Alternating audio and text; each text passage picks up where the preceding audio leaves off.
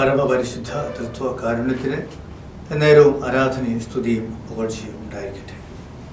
2025 jubilee വർഷ ആഘോഷങ്ങളിലൂടെ ദണ്ഡവിമോചനം സ്വീകരിച്ചുകൊണ്ടിരിക്കുന്ന സഹോദരങ്ങളെ, 2025 കുമ്പസാരിച്ച് പ്രത്യേകമായി പ്രഖ്യാപിക്കപ്പെട്ടുള്ള ദേവാലയങ്ങളിലേക്ക് തീർത്ഥാടനം നടത്തി പരിശുദ്ധ കുർബാനയിൽ പങ്കെടുത്ത് പ്രാർത്ഥിക്കുമ്പോൾ നമ്മൾക്ക് ദണ്ഡവിമോചനം ലഭിക്കപ്പെടുന്നു, നൽകപ്പെടുന്നു. അത് നമ്മൾ ഒരിക്കലും നഷ്ടപ്പെടുത്തരുത്. എന്താണ് ഈ ദണ്ഡവിമോചനം? ദൈവകാരുണ്യത്തിൻ്റെ അടയാളമാണ്. ഓരോ മനുഷ്യനും സ്വർഗത്തിലെത്താൻ വേണ്ടിയാണ് സൃഷ്ടിക്കപ്പെട്ടിട്ടുള്ളത്. പക്ഷേ സ്വർഗത്തിലെത്തണമെങ്കിൽ അവനെ പരിപൂർണമായ വിശുദ്ധി ഉണ്ടായിരിക്കണം, പരിശുദ്ധി ഉണ്ടായിരിക്കണം.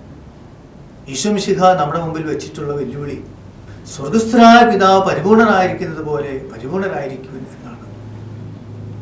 ആർക്കാണ് ഈ പരിശുദ്ധി? അതുകൊണ്ട് ഓരോ വ്യക്തിക്കും തങ്ങളുടേതായ പരിമിതികളിൽ, സാഹചര്യങ്ങളിൽ ദൈവത്തിൻ്റെ സ്വരം ശ്രവിച്ചുകൊണ്ട് പരമാവധി പരിശ്രമിക്കാനേ സാധിക്കുകയുള്ളൂ. സാഹചര്യങ്ങളുടെ പേരിൽ, വ്യക്തിപരമായ പരിമിതികളുടെ പേരിൽ കുറവുകളുണ്ടാവും, വീഴ്ചകളുണ്ടാവും. എങ്ങനെ അതിന് പരിഹരിക്കും? അത് പരിഹരിക്കാനുള്ള വഴിയാണ് ശുദ്ധീകരണ സ്ഥലം. ദൈവം നമ്മളെ അവിടെ വിശുദ്ധീകരിച്ചുകൊണ്ട് സ്വർഗത്തിന് അവകാശികളാക്കുന്ന ദൈവത്തിൻ്റെ കാരുണ്യമാണ് ശുദ്ധീകരണ സ്ഥലം എന്നുള്ളത്.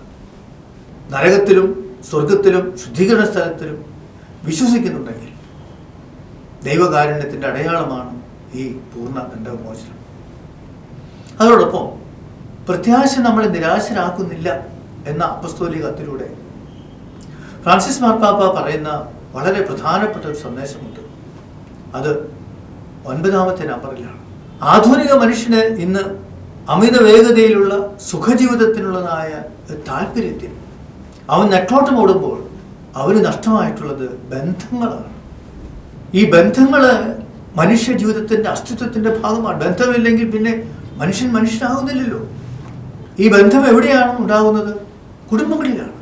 ഭാര്യാഭർത്തൃ ബന്ധം, മാതാപിതാക്കൾ തമ്മിലുള്ള ബന്ധം, അപ്പൂപ്പന്മാരും അമ്മൂമ്മമാരും തമ്മിലുള്ള ബന്ധം. അതെ, കുടുംബങ്ങളിലാണ് ആ ബന്ധം ഉണ്ടാകേണ്ടത്. കുടുംബങ്ങളിൽ ആ ബന്ധമുണ്ടെങ്കിൽ ബാക്കി എല്ലാം ശരിയാകും. കാരണം മനുഷ്യബന്ധം ഓരോ വ്യക്തിയും പഠിക്കുന്നത് കുടുംബത്തിലാണ്.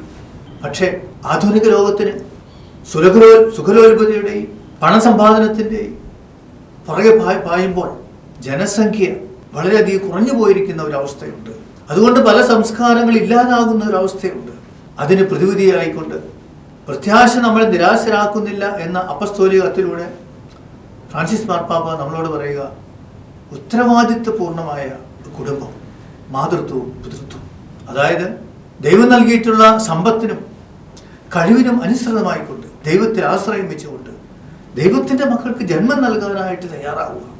അതാണ് ഉത്തരവാദിത്വപൂർണമായ മാതൃത്വവും പിതൃത്വവും. ഇന്ന് സമ്പന്ന രാജ്യങ്ങളിൽ ഒത്തിരി സമ്പത്തുണ്ട്, പക്ഷേ മക്കളില്ല, തലമുറകളില്ല.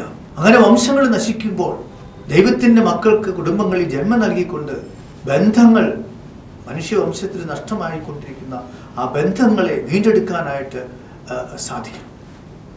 അവിടെ ഫ്രാൻസിസ് മാർപ്പാപ്പ പറയുന്ന വചനത്തെ നമ്മൾ കൃത്യമായിട്ടൊന്ന് ശ്രമിക്കാം. പൊതുജീവനിലേക്കുള്ള തുറവും ഉത്തരവാദിത്വമുള്ള രക്ഷാകർതൃത്വവും സ്ത്രീപുരുഷന്മാരുടെ ഹൃദയങ്ങളിലും ശരീരത്തിലും സൃഷ്ടാവ് വിന്യസിപ്പിച്ചത് രൂപകൽപ്പനയാണ്.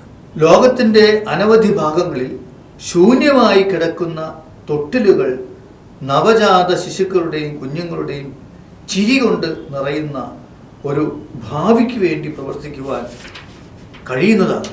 ഇത് ഇന്ന് ലോകം മുഴുവനും, പ്രത്യേകിച്ച് കത്തോലിക്ക കുടുംബങ്ങൾ, ക്രൈസ്തവ കുടുംബങ്ങൾ മനസ്സിലാക്കേണ്ട ഒരു വലിയ സത്യമാണ്.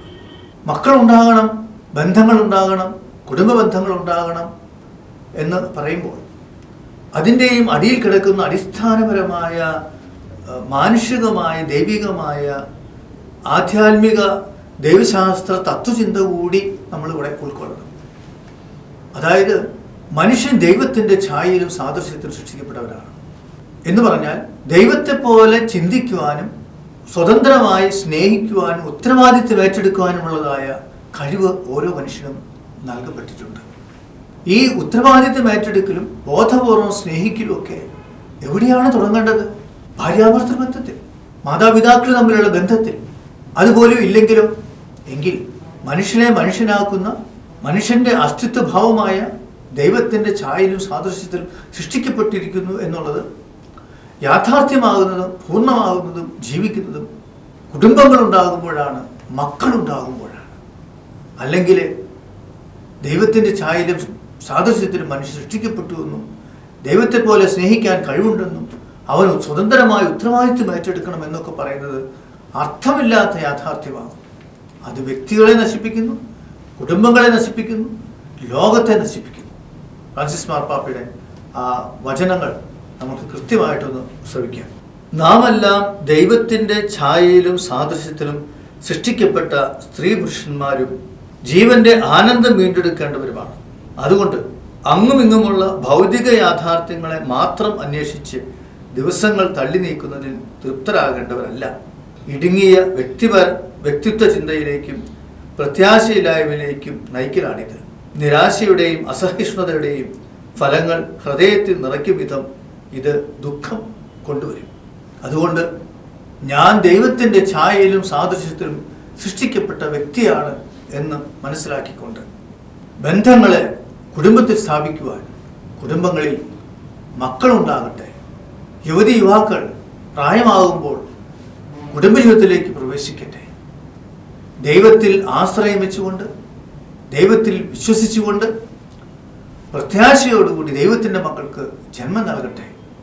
അങ്ങനെ കുടുംബങ്ങളിൽ ബന്ധങ്ങൾ ഉണ്ടാകുമ്പോൾ ദൈവികത അവിടെ ജനിക്കുന്നു, സമൂഹത്തിന് പ്രത്യാശ നൽകപ്പെടുന്നു. സ്വർഗത്തിൽ വിശ്വാസം സമർപ്പിച്ചുകൊണ്ട് സ്വർഗോന്മുഖരായിട്ട് ജീവിക്കുന്ന നമുക്ക് പ്രത്യാശയോടുകൂടി ദൈവത്തിൻ്റെ ഛായയിലും സാദൃശ്യത്തിൽ സൃഷ്ടിക്കപ്പെട്ട യഥാർത്ഥ മക്കളായിട്ട് തീരാം.